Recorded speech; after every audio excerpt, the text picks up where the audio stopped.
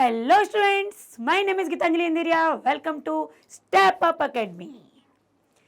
बाढ़ आ गई, गली गली में पानी चला गया, कहीं तो किसी कॉफी हाउस में गया, तो कहीं किसी गली से होते हुए, और बहुत सारे लोग केवल यही देखने जा रहे थे पानी कहाँ कहाँ तक पहुँच गया है। आप समझ गए होंगे कि मैं किस जल प्रलय की बात कर रही हूँ। जी हाँ, आपकी ही पुस्तक कृतिका के, जी नवी वालों की, ठीक, कक्षा नवी हिंदी कृतिका पाठ 1 इस जल प्रलय में। किंतु इसका पढ़ेंगे हम पार्ट 2, क्योंकि पार्ट 1 में हम वो सब कुछ पढ़ चुके हैं। लेखक ने बताया कि मैंने कभी बाढ़ नहीं देखी, मैं उस क्षेत्र का हूँ जहाँ बाढ़ नहीं आती थी, लेकिन आज मैं जहाँ पर हूँ वहाँ पर बाढ़ जैसा हालात दिख रहे हैं। पानी हर जगह भर चुका है, हम देखने पानी के लिए जा रहे हैं, लेकिन इतनी तेजी से वो पानी अपना फैन लेकर आ रहा है, इतनी तेजी से बहता हुआ आ रहा है कि हम डर गए। और लोगों ने अपने घर में ईंधन, आलू, दिया सलाई, मोमबत्ती सब कुछ जमा करके रख ली कि जब बाढ़ के हालात होते हैं तो लाइट जाती है तो दिया सलाई मोमबत्ती की ज़रूरत पड़ती है। साथ ही लोग बाजार को नहीं निकल पाते, मार्केट सब बंद रहता है, सब्जियां मिलती नहीं है, तो उसके लिए सोचे थे कि आलू बना के रख लो, रोज़ सब्जियां बनाओ आलू की, तरह तरह आलू इसमें डालो, उसमें डालो, तल लो, चिप्स खा लो, कुछ भी कर लो। तो लोगों ने आलू जमा करके रखे थे। पार्ट 2 में देखते हैं कि लेखक जिस एरिया में है वहां कब तक पानी पहुंच रहा है, क्योंकि लेखक अपने मित्र से कह रहे हैं कि देखो भाई, पानी यदि तुम्हारे घर पहुंचे या हमारे घर पहुंचे, एक दूसरे की सुध ले लेंगे कि बाकी दोनों के हाल कैसे हैं, क्या हालात बने हुए। इस बात के बाद अब लेखक आगे क्या कहते हैं, सुनिएगा। फ्लैट में पहुंचा ही था कि जनसंपर्क की गाड़ी भी लाउड स्पीकर से घोषणा करती हुई राजेंद्र पार्क पहुंच चुकी थी। अब लाउड स्पीकर होते थे, पहले अनाउंसमेंट होता था, पानी यहाँ तक पहुंच गया, इस क्षेत्र में भर गया, ऐसा हो गया। तो ये राजेंद्र पार्क में, राजेंद्र नगर में जहां ये रहते थे लेखक, वहां तक पहुंच गए। हमारे गोलंबर के पास कोई भी आवाज चारों बड़े ब्लॉकों की इमारतों से टकरा कर मडराती हुई 4 बार प्रतिध्वनित हो रही थी। चूंकि लाउड स्पीकर है, तेज बोल रहा था, तो वो कह रहे मेरे एरिया में वो आवाज ना बार बार गूंज रही थी। प्रतिध्वनित होना, आखिर वो गूंजना, पलट कर आना।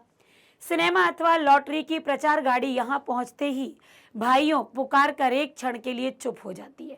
यदि कोई सिनेमा घर के लिए कि ये वाली मूवी लगी है, ये खुशखबरी है, तो कई बार आती है, चुप हो जाती है, लेकिन आज तो कंटिन्यू ऐसे बोले जा रही है कि लगातार वही की वही आवाज मुझे पलट कर आ रही है।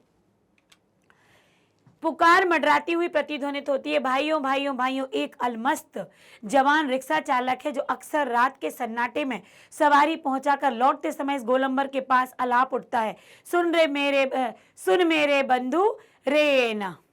तो वो बता रहे हैं कि आज जिस तरीके का लाउड स्पीकर है, ऐसा तो नहीं सुना, क्योंकि एक हमारे रिक्शे वाला है, रात्रि में जब वो लौटता है सुनसान रास्ते में तो इस तरीके से गाते हुए जाता है, सुन मोरे मितवा वाह वाह वाह, ऐसे करके। गोलंबर के पास जनसंपर्क की गाड़ी से ऐलान किया जाने लगा, भाइयों ऐसी संभावना है कि बाढ़ का पानी रात्रि के करीब 12 बजे तक लोहानीपुर, कंकड़बाग और राजेंद्र नगर में घुस जाए, अतः आप लोग सावधान हो जाइए। सावधान करने के लिए स्पीकर अनाउंसमेंट किए जा रहा था। प्रतिध्वनि, सावधान हो जाएं, सावधान हो जाएं। मैंने गृह स्वामिनी से पूछा, मतलब लेखक ने अपनी पत्नी से पूछा, गैस का क्या हाल है, कहीं गैस खत्म तो नहीं हो जाएगी, क्योंकि बाढ़ के हालात बन रहे हैं, बाहर निकलना मुश्किल हो जाएगा, बिजली होगी नहीं, कुछ मिलेगा नहीं, सब कुछ बंद होगा, तो बताइए गैस का क्या हाल है। वो कहती हैं बस उसी का डर है, अब खत्म होने वाला है।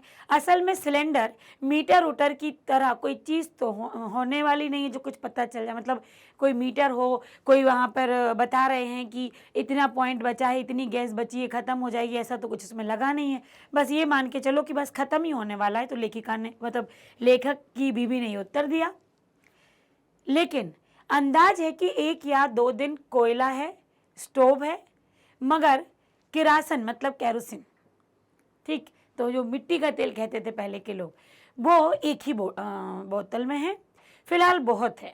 बाढ़ का पानी, बाढ़ का भी यही हाल है, मीटर उटर की तरह। अब वो कह रहे जैसे तुम्हारी गैस नहीं बता पा रही ना मैं खत्म होने वाली हूँ कि नहीं, वैसे ही बाढ़ का भी कोई मीटर वीटर नहीं है, वो भी नहीं बताएगी कि कितनी देर थमने वाली, कितनी देर नहीं, कुछ पता नहीं चलेगा कि वो कब आ धमके हमारे क्षेत्र में और हम घर में बंद हो जाएं। मैंने कहा, ऐसा लेखक ने कहा। सारे राजेंद्र पार्क में सावधान सावधान ध्वनि कुछ देर गूंजती रही। ब्लॉक के नीचे की दुकानों से सामान हटाए जाने लगे। मेरे फ्लैट के नीचे दुकान ने पता नहीं क्यों इतना कागज इकट्ठा कर रखा था कि एक अलाव लगाकर, अलाव क्या होता है, जब सर्दी के समय जो लकड़ी जलाई जाती है, अलाव जिसे कहते हैं, जलाकर उसमें हाथों को सेका जाता है, तो अलाव लगाकर सुलगा दिया। मतलब इतना कागज जमा किया था कि उसको आग लगा दी, वो जलने लगा।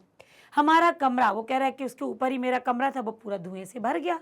ये लेखक ने उस समय की स्थिति बताई कि बाढ़ का कोई भरोसा नहीं, कब पानी राजेंद्र नगर में आकर घुस जाए। तो लोग अपनी दुकानों का सामान हटाने लगे, क्योंकि निचले स्तर पर, नीचे रखा है ज़मीन में, कुछ गीला हो जाए, बेकार हो जाए, खराब हो जाए। और कुछ जो दुकानदार था, एक उसने पता नहीं क्यों कागज़ जमा करके रखे थे, उसने भी कागज़ लेके जला दिए, क्योंकि इतना सब गंदगी फैल जाती है यदि वो अचानक से बाढ़ आ जाती और कागज़ उसमें बहने लगता। सारा शहर जागा हुआ है। पश्चिम की ओर कान लगाकर सुनने की चेष्टा करता हूँ। हाँ, पीर मोहानी या सालिमपुरा, अहरा अथवा जनक किशोर, नवल किशोर रोड की ओर से कुछ हलचल की। अब जो आसपास की रोडें थी, लेखक वहाँ थोड़ा सा ध्यान लगाए थे कि ऐसा ना हो वहाँ से यदि कुछ भी आवाज़ तेज आती है, मतलब वहाँ पर बाढ़ आ चुकी है।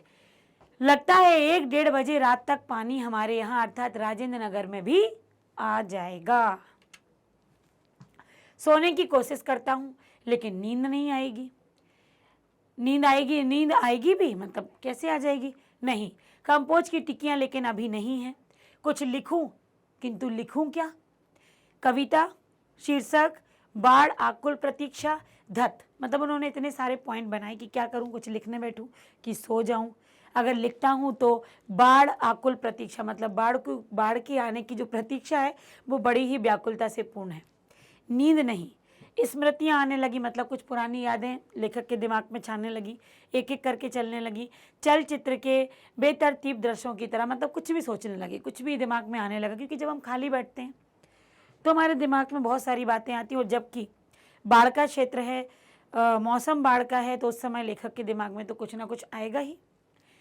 1947 मनिहारी, तब पूर्णिया अब कटिहारी जिला के इलाके में गुरुजी, कुछ उन्हें याद आ रहा है, सतीनाथ भादुड़ी के साथ गंगा मैया की बाढ़ से पीड़ित क्षेत्र में हम नाव पर जा रहे हैं। चारों ओर पानी ही पानी है। दूर एक द्वीप दिखाई दिया, चारों तरफ पानी और बीच का जो टापू जैसा हिस्सा उसको द्वीप कहते हैं। जैसा बालूचर दिखाई दिया, मतलब रेत का वो हिस्सा। हमने कहा वहां चलकर जरा चहलकदमी करके टांगे सीधी कर लेते, मतलब वहां चल के थोड़ा सा आराम करते हैं। भादुड़ी जी कहते, जिनके साथ ये जा रहे थे सारे लोग मिलकर, क्योंकि ये क्या करते थे, लोगों को बाढ़ों से बचाया भी है। किंतु सावधान, ऐसी जगहों पर कदम रखने से पहले यह मत भूलना कि तुमसे पहले ही वहाँ हर तरह के प्राणी शरणार्थी के रूप में मौजूद मिलेंगे। मतलब वहाँ पर किसी भी प्रकार का जानवर, किसी भी प्रकार का ऐसा कोई जीव जंतु हो सकता है जो हमें नुकसान पहुँचाए। हमारे जाने से पहले भी कुछ तो वहाँ होगा। सचमुच चींटी, चींटे से लेकर सांप, बिच्छू, लोमड़ी, सियार, कोई भी हो सकता है। भादुड़ी जी की हिदायत थी, हर नाव पर पकाही घाव, अर्थात पानी में पैर की उंगलियां जब सड़ जाती हैं, तलवों में जो घाव हो जाता है, उसकी बात कह के उसको कहा है पकाही घाव की दवा, दिया सलाई की डिबिया, मतलब आपके माचिस, किरासन तेल रहना चाहिए, केरोसिन का तेल। सचमुच हम जहाँ जाते खाने पीने की चीज़ से पहले पकाही घाव की दवा और दिया सलाई की मांग होती। वो कह रहे कि देखो, टापू पर जाओगे, कुछ भी वहाँ पर हो सकता है। और एक और बात, यदि हमारे पैर, क्योंकि नाव में कई बार पानी आ रहा है या बौछार आ रही है, पैर सड़ रहे हैं, गल रहे हैं, तो उसके लिए दवा होनी चाहिए। तो लेखक कह रहा है जब भी हम लोग ऐसे गाँव में, अब देखो लेखक लेटा है तो कुछ तो सोचेगा, वो जो सोच रहा है वो सब बता रहा है कि हम लोग जब भी निकलते तो नाव में तो कुछ हो ना हो पर दवाई जरूर होती थी। 1947 उस बार दूसरी बाढ़, महानंदा की बाढ़ से घिरे वापसी थाना के एक गांव में हम पहुंचे। हमारी नाव पर रिलीफ के डॉक्टर साहब थे। गांव के कई बीमारों को नाव पर चढ़ाकर कैंप में ले जाना था। एक बीमार नौजवान के साथ उसका कुत्ता भी कुई कुई करता हुआ नाव पर चढ़ गया। चूंकि डॉगी है, पाला हुआ है, पोसा हुआ है, तो वो तो उस बीमार व्यक्ति के साथ साथ आवाज करता हुआ नाव पर चढ़ गया। डॉक्टर साहब कुत्ते को देखकर भीषण भयभीत हो गए। कई लोगों को डॉगी से डर लगता है, चिल्लाने लगे, अरे कुकुर नहीं, मतलब कुत्ता नहीं चाहिए यहाँ, कुकुर को भगाओ, बीमारी नौजवान छप से पानी में उतर गया। जो बीमार व्यक्ति था, जिसका वो डॉगी था, वो भी उतर गया। और क्या बोला, हमारा कुकुर कुकुर नहीं नहीं, हमारा कुकुर नहीं तो हम भी नहीं जाएगा, हम हूँ नहीं जाएगा, यदि हमारा कुकुर नहीं जाएगा हम हूँ नहीं जाएगा। फिर कुत्ता भी छपाक से पानी में गिर गया, हमारा आदमी नहीं जाएगा तो हम हूँ नहीं जाएगा। परमान नदी की बाढ़ में डूबे हुए एक मुसहरी अर्थात मुसहरों की बस्ती में हम राहत बांटने गए। खबर मिली थी कई दिनों से मछली और चूहों को झुलसा कर खा रहे थे, मतलब खाने कितने लाले पड़ गए कि मछली और चूहों को खा रहे थे और किसी तरह ये लोग जिंदा थे। लेखक राजेंद्र पार्क में बाढ़ आने वाली है, कभी भी आ सकती है, लेखक लेटे हुए हैं, रात्रि हो चुकी है, तो लेखक ये सब बातें सोच रहे हैं। किंतु टोले के पास जब हम पहुंचे तो ढोलक और मंजीरा की आवाज़ सुनाई पड़ी। जाकर देखा एक ऊंची जगह मचान बनाकर स्टेज की तरह बनाया है। बालवाही नाच हो रहा था। लाल साड़ी पहनकर काला कलूटा नटुआ, नटुआ मतलब छोटे हाइट वाला, दुल्हन का हाव भाव मतलब वो दुल्हन जैसी एक्टिंग कर रहा था। वह धानी है अर्थात धानी धरनी, बीवी पत्नी औरत, घर छोड़कर मायके भागी। और क्या वो एक्टिंग कर रहा था कि घर छोड़कर वो पत्नी या वो बीवी मायके भाग रही और उसका जो घर वाला अर्थात जो पुरुष है, उसका पति है, उसको मनाकर राह से लौटाने, ऐसा कुछ प्रसंग चल रहा था, प्ले चल रहा था। और वो गाते गाते वो लोग, वहाँ के लोग आपस में ये प्ले कर रहे थे। इस पद के साथ ही ढोलक पर द्रुत ताल, मतलब जैसे वो मनाने जाता वैसे वो ताल ठोक दी जाती। धागड़ गिड़ चैके चकदम, चैके चकदुम चकदुम चकदुम, ऐसे करके क्या हो रही थी, ताल बज रही थी, धुन बज रही थी। कीचड़ पानी में लथपथ भूखे प्यासे नर नारियों के झुंड में मुक्त खिलखिलाहट लहरें लेने लगती है। हम रिलीफ बांटकर, मतलब जो भी उनको खाना पीना देना था वो देकर, ऐसी हंसी, मतलब वो कह रहे हैं कि लोग फंसे थे, परेशान थे, लेकिन उनने अपना नृत्य जब चालू किया तो वो आनंद से भर गए। और उस समय में वो कह रहे कि क्या हम उन्हें खाना पानी देते, खाना पानी भली दे देते, लेकिन हम उन्हें उतनी खुशी नहीं दे पाते जो उनके नृत्य से उनको प्राप्त हो रही थी। मैं उस शास्त्री जी आप कहाँ हैं, बलवाही नाच की बात उठते ही मुझे अपने परम मित्र भोला शास्त्री की याद हमेशा क्यों आ जाती है। यह एक बार 1937 में सिमरवनी शंकरपुर में बाढ़ के समय नाव को लेकर एक लड़ाई हो गई थी। समय बालचर, मतलब बालचर किसको है, स्काउट गाइड। गांव के लोग नाव के अभाव में केले के पौधा का बेला बनाकर किसी तरह काम चला रहे थे। नाव नहीं थी तो इस तरीके से नदी पार हो रही थी और वहीं जमींदार के लड़के नाव पर हारमोनियम तबला के साथ झिंझिर जल विहार करने निकले थे।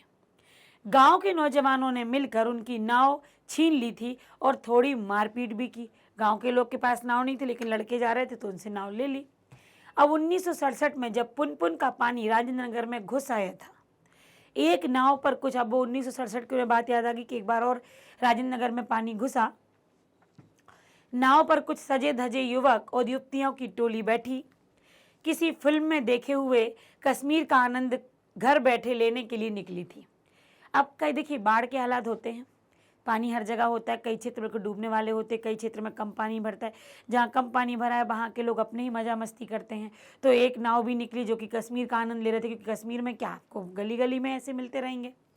तो नाव का आनंद लेके, नाव पर स्टोव जल रहा था, केतली चढ़ी हुई थी चाय बनने के लिए, बिस्कुट के डिब्बे खुले हुए थे। एक लड़की प्याली में चम्मच डालकर एक अनोखी अदा से नेस्कैफे के पाउडर को मथ रही थी, मतलब कॉफ़ी जैसा बना रही थी, और एस्प्रेसो बना रही थी शायद। दूसरी लड़की बहुत मनोयोग से कोई सचित्र रंगीन पत्रिका पढ़ रही थी। एक युवक दोनों पांव को फैलाकर बांस की लग्गी से नाव खे रहा था। दूसरा युवक पत्रिका पढ़ने वाली लड़की के सामने अपने घुटने पर कोहनी टेक कर कोई मनमोहक डायलॉग बोल रहा था। पूरे वॉल्यूम में बजते हुए ट्रांजिस्टर पर गाना गा रहा था, हवा में उड़ता जाए मोरा लाल दुपट्टा मलमल का, हो जी ऐसे करके गाना बज रहा था। अब ये दृश्य बता दिया कि लोग इस तरीके से भी मस्ती करते हैं। अब ये वो दृश्य है कि जब मैंने कहा ना कहीं बाढ़ के हालात खराब और कहीं ठीक ठाक, तो लोग वहाँ अपना मनोरंजन भी कर लेते हैं। अब वो बता रहे हमारे ब्लॉक में के पास गोलंबर में नाव पहुंची थी। अचानक चारों ओर ब्लॉक की छतों पर लड़कों ने एक ही साथ किलकारियों, सीटियों, फवतियों की वर्षा कर दी। उनने बता दिया, वही दृश्य बता रहे हैं कि पानी घुसने वाला है या आ चुकी है, एक नाव निकल रही है, इस तरीके के लोग बैठे, एक केतली चढ़ी हुई है, एक रंगीन मैगजीन पढ़ रहे हैं, तो कोई अपने ट्रांजिस्टर पर गाने सुन रहे हैं, तो कोई डायलॉग बोल रहे हैं, ये सारी चीज़ें चल रही हैं। लेकिन वहीं जब वो कह रहे हैं मेरी कॉलोनी के मेरे ब्लॉक के पास आए, तो लोगों ने उन पर कमेंट करना शुरू कर दिया। इस गोलंबर में किसी की भी आवाज़ की प्रतिध्वनि मंडरा मंडरा कर गूंजती है। सो सब मिलाकर स्वयं ही ध्वनि संयोजन हुआ। बड़े से बड़े गुणी संगीत निर्देशक बहुत कोशिश के बावजूद भी नहीं कर पाते हैं अपनी गाने का रिपीटेशन यहाँ हो रहा था, वो रिपीट होकर सुनाई दे रही थी।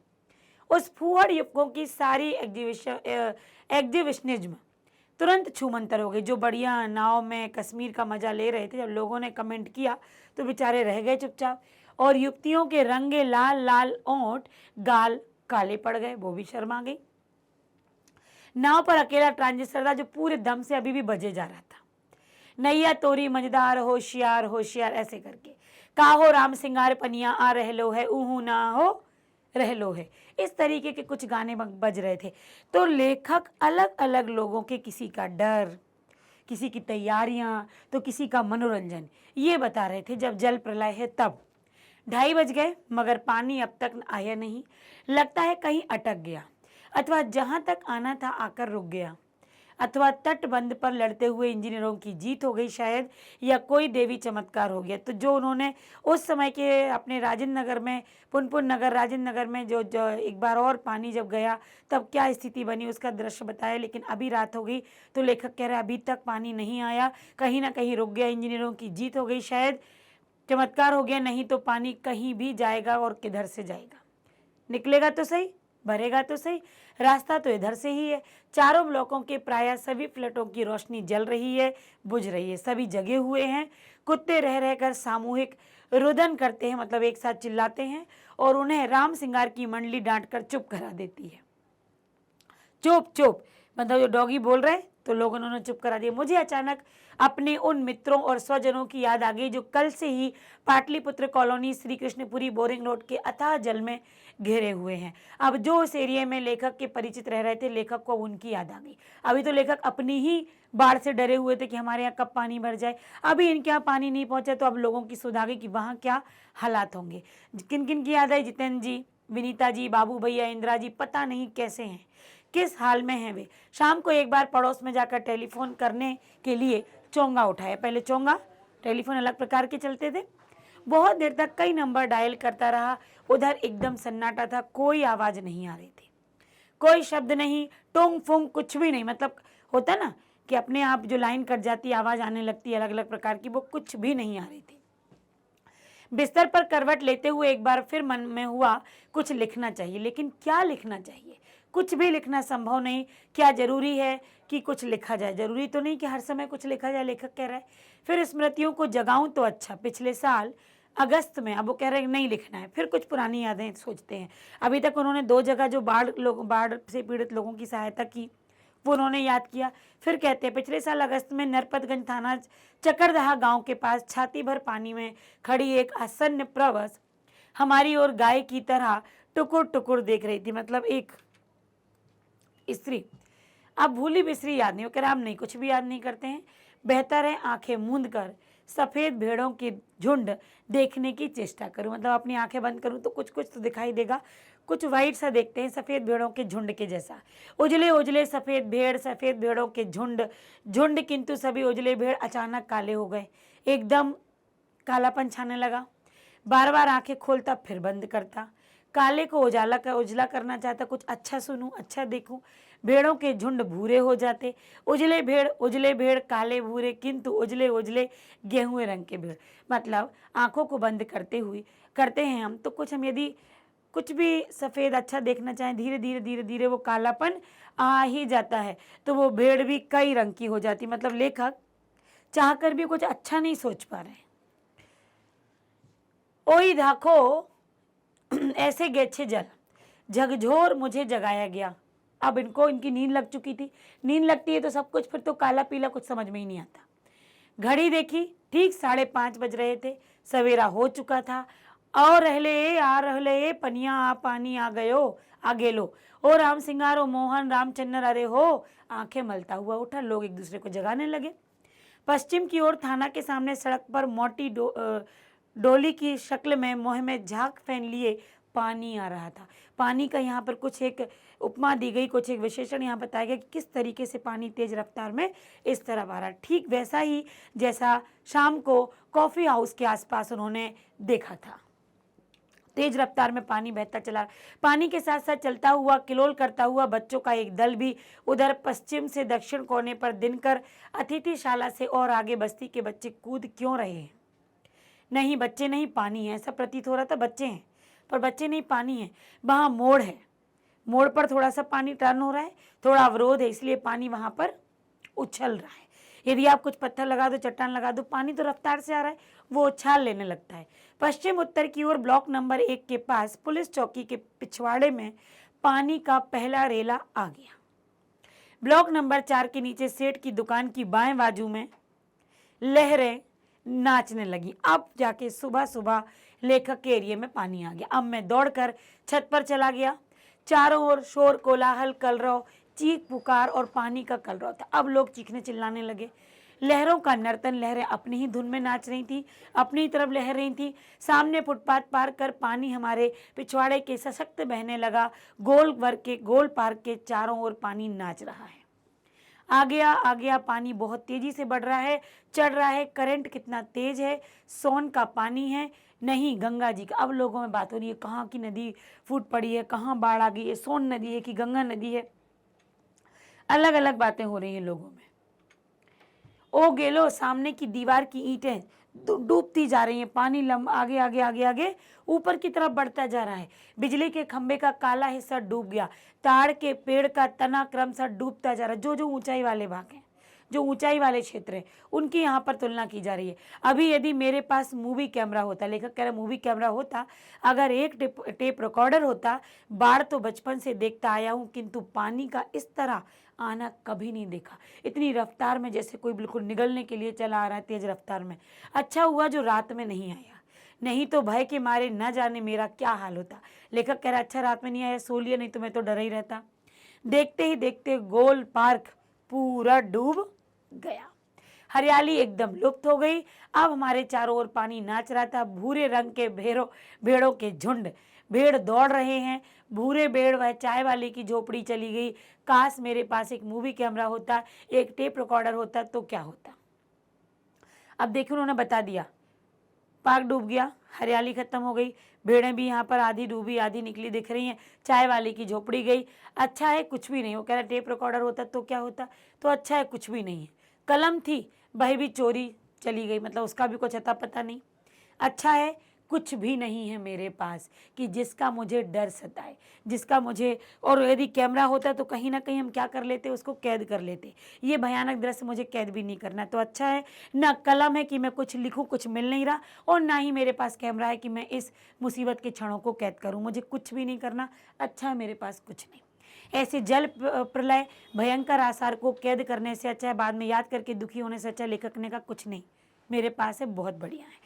तो उन्होंने बताया है कि जब प्रलय के आसार होते हैं, पानी आने को होता है, किस तरीके से आता है, लोगों में हाहाकार मच जाती है। कहीं पानी से भयंकर प्रताप के कारण लोग डरे हुए सहमे एकदम बर्बाद हो जाते हैं, तो कहीं पानी यदि निम्न स्तर का होता है तो लोग उसका अलग ही मनोरंजन लेते हैं, उनका मनोरंजन होता है।